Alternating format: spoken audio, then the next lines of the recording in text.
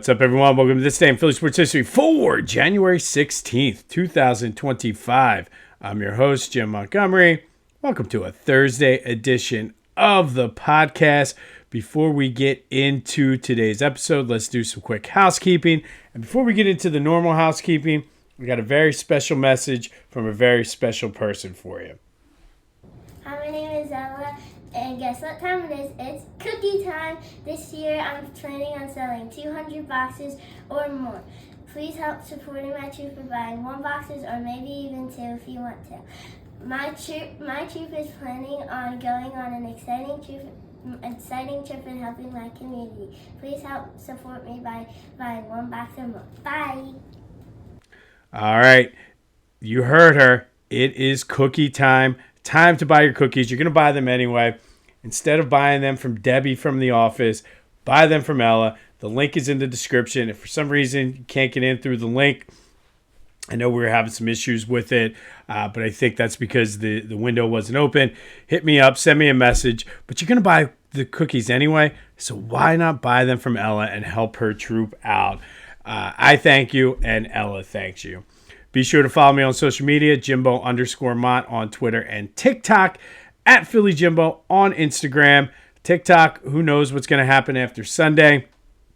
Might be changing my Twitter handle depending on what happens with TikTok. But TikTok and Twitter, at Jimbo_Mont. On Instagram, at Philly Jimbo. Subscribe to the YouTube channel, Jimbo_Mont. Continue to spread the word. Go check out the feature on KYW for Fan of the Week. Pretty cool stuff there. And then check out our friends over at the On Pattison newsletter, delivered right to your email inbox. We're featured in there a couple times a week as well. All of that good stuff helps the podcast out. And then check out the boys over at the Clashing Conferences podcast. New playoff episode with the OG NFC East boys. Good things happening with their sports fan network. That is available wherever you get your podcasts as well as on YouTube. And then go to Philly Goat. Get some shopping done. They got you covered from head to toe. All the sports teams. They're running features right now on all of the angry Sixers stuff. We'll get more on them in a minute. But go to Philly Goat, check out what they have going on. Use the promo code Jim Montgomery for 10% off your order. That's phillygoat.com. Promo code Jim Montgomery to take 10% off of your order. All right, speaking of the Sixers, 125-119 overtime loss to the Knicks last night. They did show some effort in the second half. Paul George did play, but they played zero defense in the first half. And I think the issue with this team right now is, and we'll recap the question of the day in a minute, is this is worse than the process era. And at least during the process era, we had hope. We didn't know what the hope was, what we were hoping for. But there was hope. We were trusting the process. This team, there's nothing to hope for. There's nothing to trust. I mean, I think it's time we have a legitimate conversation. Is Joe ever going to be 100% healthy? It sure as heck doesn't look like it. Not sure what's going on with his foot. Paul George is not Paul George from 10 years ago. I've been saying he's damaged goods. Maybe he's not damaged goods. Maybe he's just old. Because I feel if he was Paul George from 10 years ago, then this team would be playing better than what they were. I think it's also time to have another difficult conversation about Tyrese Maxey. Very nice player. Very nice Robin, so to speak, but I don't think he's Batman. I don't think he's the guy you build your team around. Jarrett McCain, who knows, coming off an injury. But I think it's just this team is a mess. And 80% of you from the question of the day yesterday agreed that this team is cooked. I think you just shut down Joe, get him 100% healthy, focus on next year. But the problem is not so much the fact that there wasn't too many fans there yesterday, because that happened all the time during the process. But at least during the process, they were somewhat relevant. And if you watch WWE wrestling at all, you know Paul Heyman talks about, with Roman Reigns, the island of relevancy. The Sixers are on the complete opposite island. Unfortunately, they are on the island of irrelevancy right now. The fans don't care. At least with the process, people were fired up saying the process was bad. Trust the process. There was at least something to sort of hold on to. With this team right now, there's nothing to hold on to. The quote unquote big three has only played like under 10 games together. I think it's more in line with maybe 6, and there's just nothing there. Like I said, they're an irrelevant team right now, and the role players that they brought in, the bench players, were meant to complement the big three, which can't get on the court. So that's why you're seeing them getting blown out and just ugly basketball. Like I said, it goes back to this is some of the worst basketball I've seen. Like, at least with the process, you knew what you were going to get. These guys are making a ton of money. They're not performing. This is taking me back to the pre-Allen Iverson days with Sharon Wright and Clarence Weatherspoon, Dana Barros, Willie Burton, players like that. So I don't know if it can be saved. To be honest, this season, I don't even know if it's worth saving. I kind of said it half serious, half tongue-in-cheek earlier in the year about what the Spurs did. We've seen the Cavaliers do something similar. It might just be time to pack it in, mail in this season, and do an unofficial tank. I don't know, but the like I said, this team is irrelevant, and that is the worst thing. And this is not a knock against the Flyers, but I fully feel the Flyers have taken over for the Sixers as the third team in the city. I think you got Eagles, Phillies, and then it was always the Sixers. But, I mean, I don't know. Let me know your thoughts. They're just an irrelevant team, and that, to me, is the worst thing.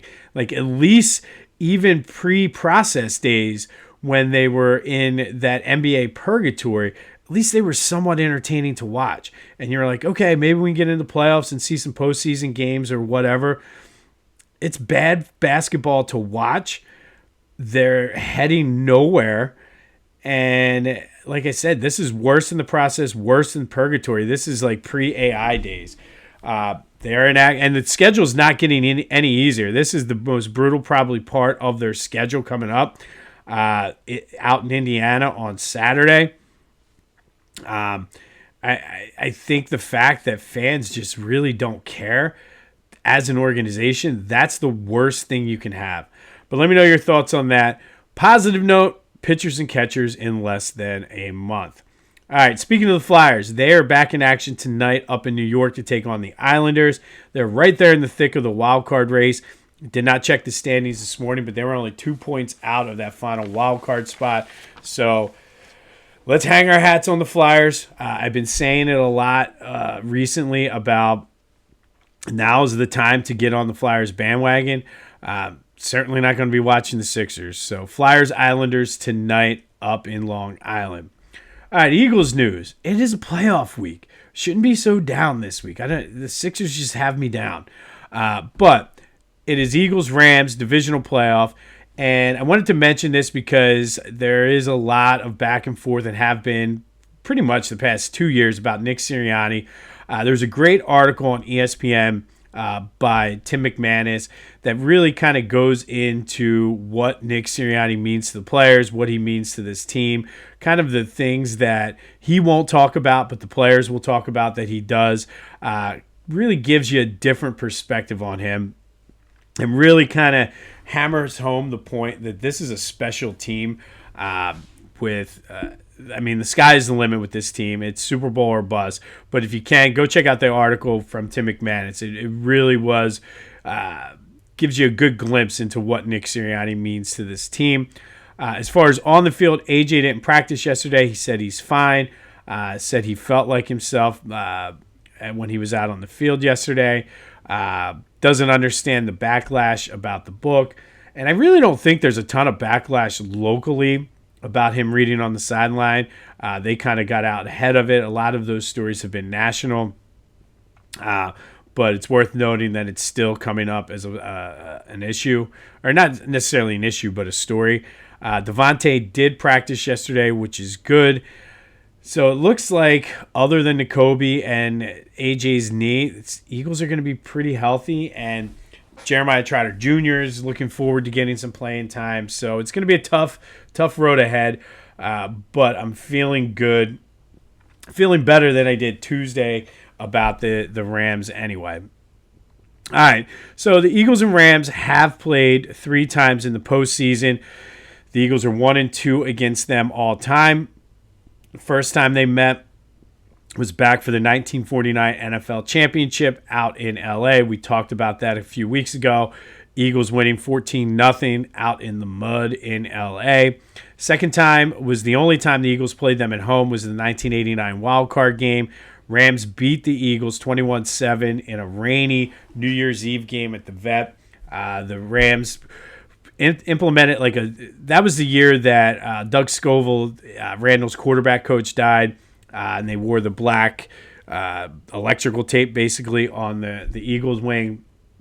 And Randall just never really was the same the rest of his time in Philly after that. And the way that I believe John Robinson was the Rams coach, there was some sort of zone that Randall just couldn't figure out. So it was 21-7 Rams at the Vet. And then that epic game in the 2001 NFC Championship, when the St. Louis Rams, the greatest show on turf, beat the Eagles 29-24 in a game that the Eagles had a lead in. The Eagles had a legitimate shot. They were just too young to really know what they needed to know. So that's the history of the Rams-Eagles in the postseason. We'll have more on the Eagles. Should get a clearer picture of the practice and health of everybody, specifically AJ today when they practice. But it's a divisional playoff, man. And I know a lot of people are like, oh, I can't see any rational way. I can't see any legitimate way that the Eagles. This game is going to be tough. This is a different Rams team than the last time they played. I'll get more. I've started my breaking down and looking at the 3 keys. So as the week goes, and as we head into Sunday, we'll have more on the Eagles-Rams.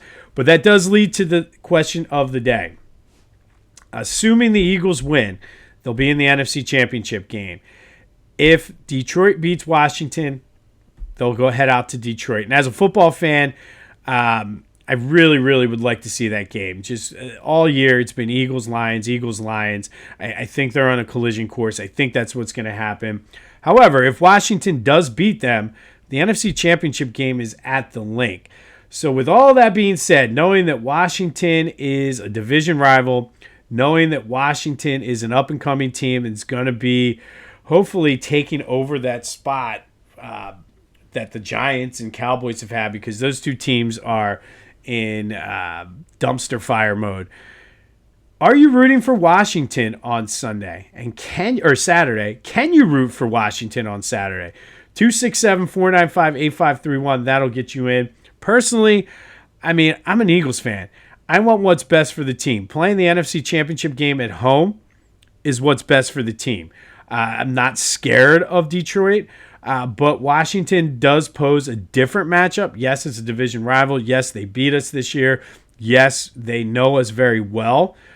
But to have that game at home, I have zero problem rooting for the Giants, Washington, or even the Cowboys if it's going to help the Eagles. I'm not one of those, I'll never root for the Cowboys. That's just, I don't agree with that way of thinking. You got to root for what's best for your team. So I will be rooting for Washington on Saturday. But what about you? 267-495-8531. That'll get you into the Back to the Future voice and text line. What are your thoughts on that? Can you root for a division rival if it helps your team out? I know that Michael Parsons the other day, when he needed the Eagles to win, says, I will never root for the Eagles. No. I'm not in the I'm not. If it's just a random Sunday game, I'm probably not going to root for them. But if it has major implications on the future of the Eagles, no problem rooting for them. And I know a lot of you out there don't agree, but let me know your thoughts. Get your thoughts out there, and let's have some fun here on a Thursday. But I will be rooting for Washington, despite the fact it's going to cost me $335 if they win. But that's okay. I will be rooting for them. But what about you? 267-495-8531. All right, today we're going to go back to 1962. And I always say this podcast legitimately could be this day in Wilt Chamberlain history. There seems like there's always something that Wilt Chamberlain did. On this day, it was the 1962 NBA All-Star Game in St. Louis. And while playing for the Philadelphia Warriors, Wilt took the court with the NBA's best. The West, led by Bob Pettit's 25 points and 27 rebounds, beat the East 150-130 in a ridiculous shootout of a game. Pettit was named the MVP. However, it was Wilt Chamberlain who stole the show and probably should have been the MVP. Wilt only had 42 points, which at the time was an All-Star Game record, 24 rebounds on 17 of 23 shooting, and he would have had more, but he missed 8 free throws. He was 8 for 16 from the line. That record for points in an All-Star game stood until 2017 when Anthony Davis scored 52. The record currently is 55, set by Jason Tatum back in 2023. But on this day in 1962, it was Wilt Chamberlain dominating the All-Star game, yet not winning MVP with an All-Star game record, 42 points and 24 rebounds. But it was Bob Pettit with 25 points and 27 rebounds for the winning West team that won the MVP. Wilt, unfortunately, was robbed. And if I remember correctly, I don't think he won the MVP of the league that year, despite having ridiculous numbers as well. But on this day, it was the West beating the East 150-130 in the All-Star game. Wilt scoring an NBA record, All-Star game record, 42 points that stood until 2017. All right, finally today, we're going with our forgiveness. And as I've been saying, we're not doing New Year's resolutions because that's played out. We're trying to get good karma around our teams, certainly heading into a divisional round. And the Sixers certainly could use some good karma, trying to get that negativity and that weight lifted off our shoulders. And today is one of those ones that maybe some of you don't think we should forgive, but we're certainly going to forgive him, and that is Andy Reid. Andy Reid was our head coach from 99 to 2012, compiled 130, 93, and 1 record. However, he was just 10-9 in the playoffs. He did lead the Eagles to 6 NFC East titles, 1 Super Bowl appearance, and 5 appearances in the NFC Championship game. We were tough on him, and we're probably tougher on Nick Sirianni for way less than we were for Andy Reid. So some of the things we used to, or that used to annoy us about Andy Reid were his clock management. Always seemed like he was moving in slow motion sometimes when he needed to be up in the tempo. Play calling, I don't know how many times we would say, Andy, just run the ball. There was a point in time where in the papers it would always talk about the run-to-pass ratio, and it was always 60-65% pass at a time when running sometimes would have been better. He did kind of adjust later in his career. Always an issue with his halftime adjustments. Never made adjustments. I don't know how many times this podcast started due to one of those games, the Tennessee game to open the season. The Eagles had a big lead. Never made any adjustments. Tennessee came back and beat them. He was a player's coach. Some people might say that Donovan sort of ran the show. We were hard on him, like I said, but the expectations were high. And when he did leave, despite the fact that the national media was like, oh, Philadelphia doesn't know what they're losing, it was time. I was talking to somebody at work yesterday, and this is very eerily similar. What's happening in Pittsburgh is very eerily similar to what happened with Andy Reid. I think it's time for Tomlin to have a clean break and a fresh start, the team to have one, just like it was for the Eagles at the time. And again, we're tougher on Nick Sirianni for lesser things than what we should have been tougher on Andy, I think, sometimes. However, when he left, it did work out well for both teams at the time. He's had success in Kansas City. We finally did win the Super Bowl with Doug.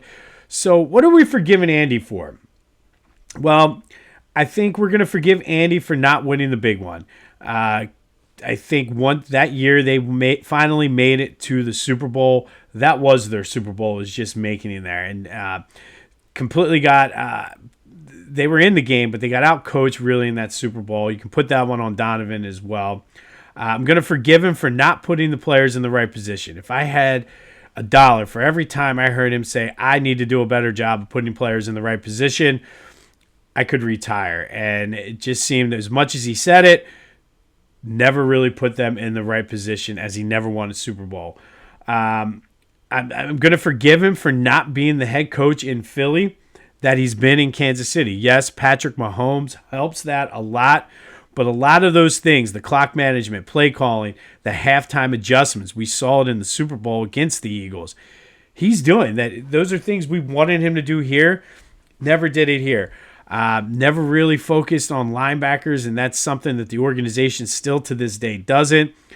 Never gave Donovan the weapons he needed, and the one year they did go to the Super Bowl, but he could not manage that relationship between Donovan and T.O. I think, and say what you want, I think if you put Nick Sirianni in that situation, it might be a different outcome. So I forgive him for not getting Donovan the weapons he needed and ultimately putting Donovan in the position to be successful. And truthfully, Andy, if he had the personality and doing the State Farm commercials and things like that he does now in Kansas City, that he did here, I think it could have been fun. It could have been fun, but I get Andy needed this experience to become who he was in Kansas City, just like we needed Andy Reid to appreciate the Super Bowl with Doug Peterson. Finally, I'm going to forgive Andy Reid for beating us in Super Bowl 57. It should have been our Super Bowl, but you know what? I forgive you for that. It was a great 14 years. The very beginning of my season tickets were the very beginnings of the Andy Reid, Donovan McNabb era, and we had a blast going to those games. It was so much fun. Every year we had a shot. So, Andy, I forgive you. And finally, a little bonus here. Most importantly, I think we're going to forgive you, Andy, for not appreciating how great you were while you were here. Yes, you weren't. You had your issues, and just like every coach we've ever had, every player, there always are some issues, but I don't think we appreciated Andy Reid. So, Andy, I forgive you for us not appreciating for being so hard on you. And I guess that's not really forgiving you. That's basically it. I'm sorry for not appreciating what we had while we had it, the stability and everything we had. Yes, it was frustrating as hell a lot of times. And for all the frustrations that you caused us, I forgive you. And I apologize for not appreciating that stability and the greatness that you were. You're the all-time winningest coach. And as I said, it was a ton of fun those 14 years while you were here. Lots of frustration, but it was fun. So I forgive you for not winning the big one, most importantly, here in Philadelphia. Andy, the time is yours. On this day in 1962, the West beat the East 150-130 in the NBA All-Star Game. Wilt Chamberlain did not win the MVP despite having 42 points and 24 rebounds. And like I said, we could always do a This Day in Wilt Chamberlain history. We'll have more on the Eagles as we get more on the updates on the injuries and really what's going on after practice today. But let me know your thoughts. Are you rooting for, or can you root for Washington, even though they're a division rival, but it is more beneficial for the Eagles if Washington wins? I say, let's go Commanders. I'm not going to wear their jersey. I'm not going to go out there and buy Jaden Daniels' jersey. However, I have no problem rooting for them, and I know some of you out there don't. So let me know your thoughts on that, and tell me why I'm crazy for rooting for Washington because it's more beneficial for the Eagles. We'll have an update on the Flyers. Are the Sixers even relevant anymore? You can always let me know your thoughts on that. Be sure to buy the Girl Scout cookies, though. You're going to buy them anyway. Why not buy them from Ella?